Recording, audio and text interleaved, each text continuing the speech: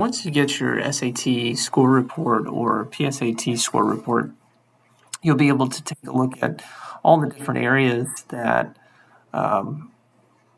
you could work on.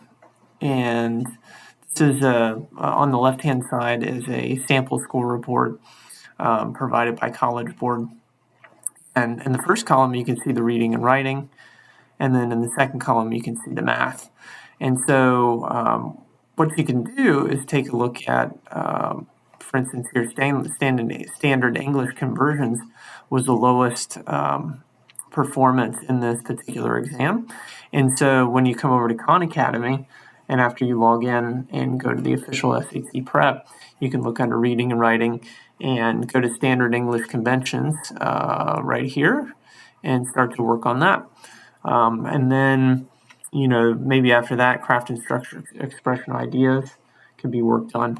And then over on math, it looks like the area for most growth is geometry, problem solving, data analysis, advanced math.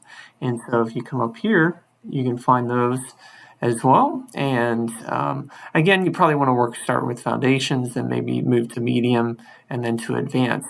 And so, for instance, let's take a look at geometry and trigonometry foundations. And once we click on that, it'll take us to the page where we can work through the different units, or the unit 5 here, and then be able to work through these different areas, which is really helpful. So taking advantage of the score report and targeted practice is really, really helpful.